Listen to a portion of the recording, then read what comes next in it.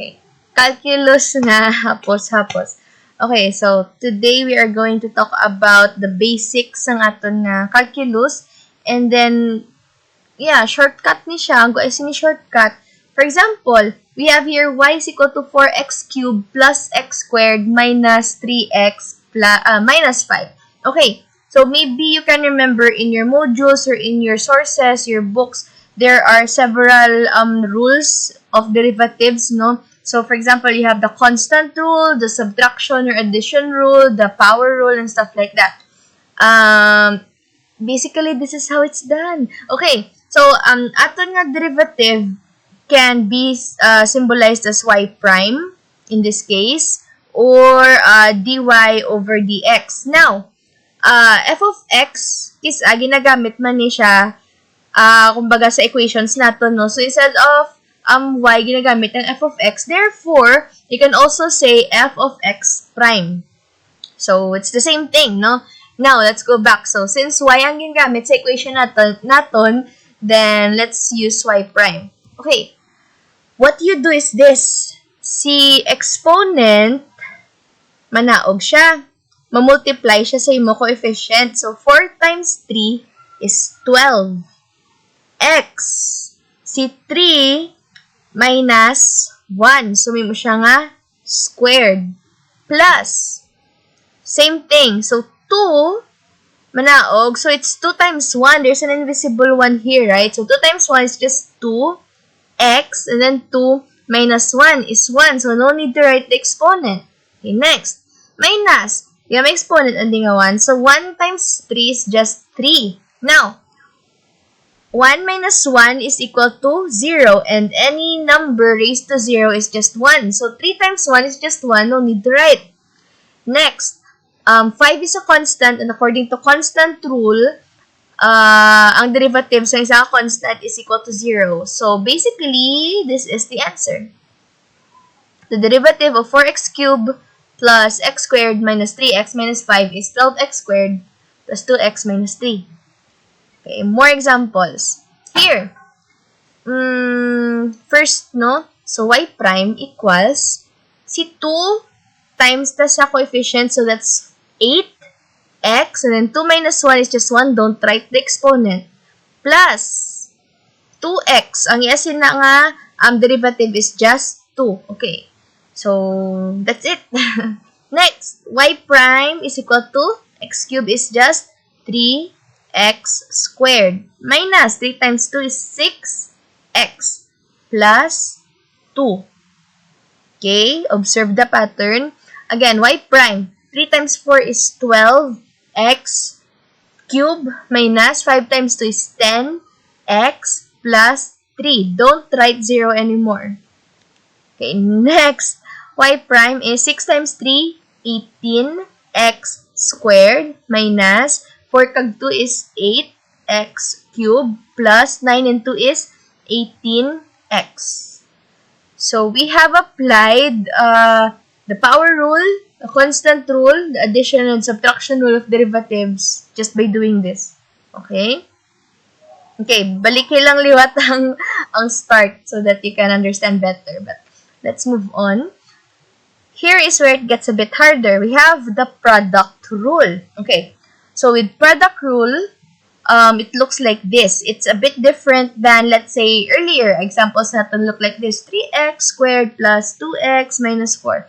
So, like a simple trinomial or a simple polynomial. In this case, we have a trinomial multiplied with a binomial. So, also the other thing that you can observe is that may parenthesis to signify that you are multiplying. That's why it's called product rule.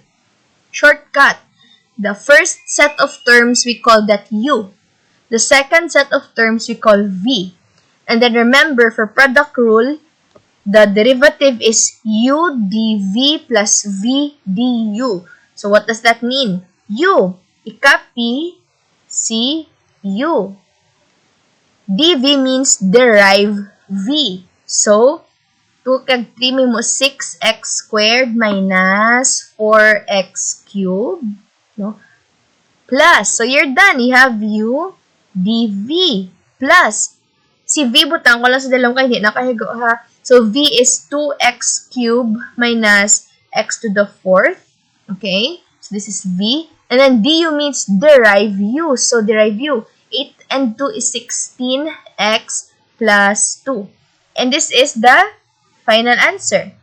Now, some teachers will ask you to further distribute or multiply these. So you can have 8x squared multiplied by 6x squared, then 4x.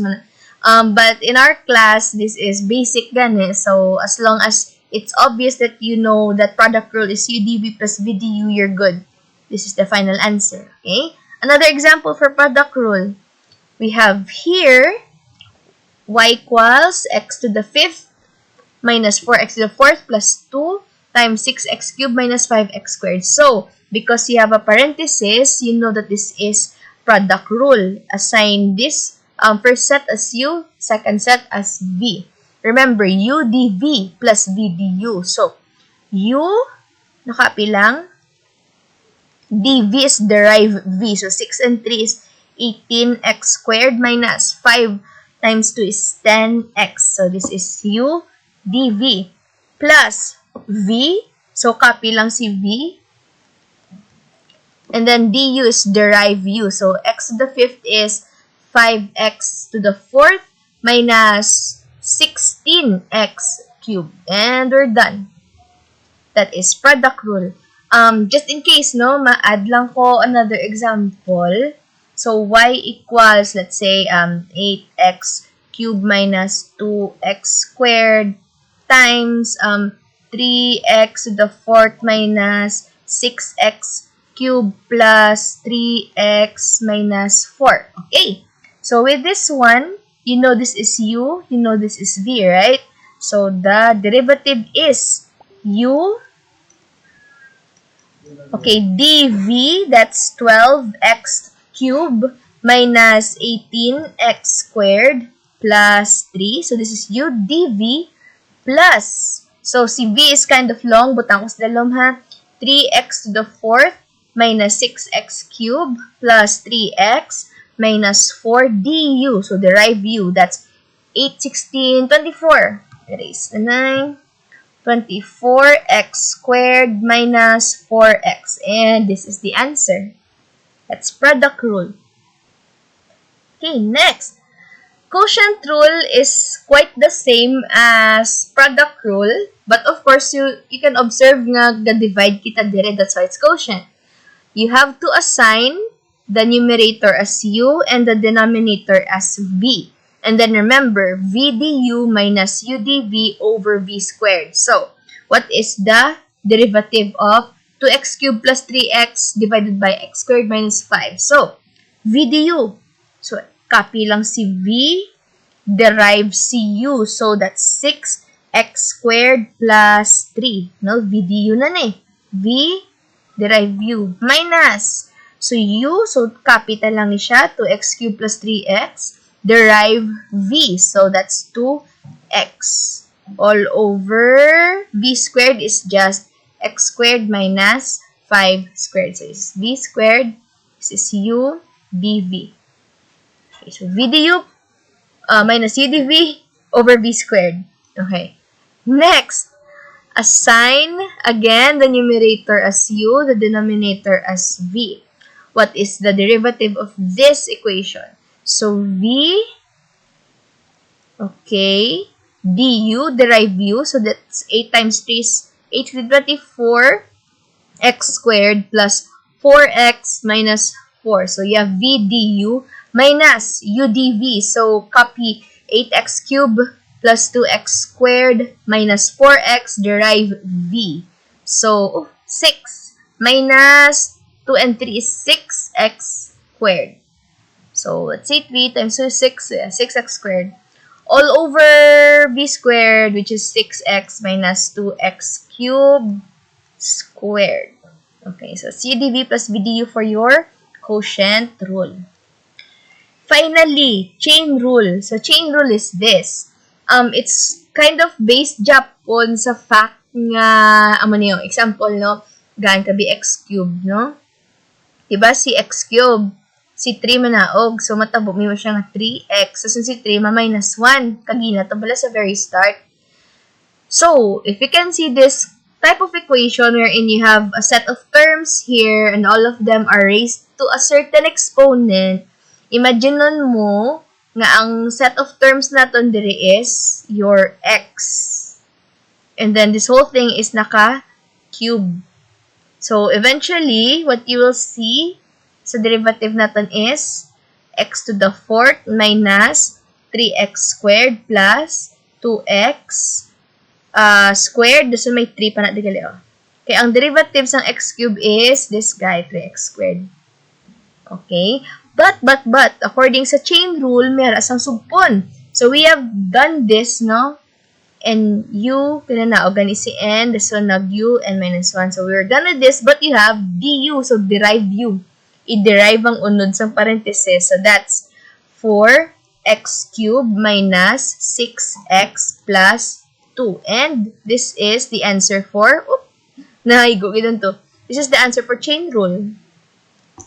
Yeah. Okay, another one. We have here y equals x to the 6 minus 4x to the 5th plus 2x. Pero ang bilog ni nga terms or set of terms is naka-raise sa 5. So, y prime is 5 times, copy lang, copy, 4x to the 5th plus 2x. Naka-raise sa 5 minus 1, 4. And then derive ang unod. That's 6x minus 20x raised to 4 plus 2. Okay, and that is your final answer. Okay.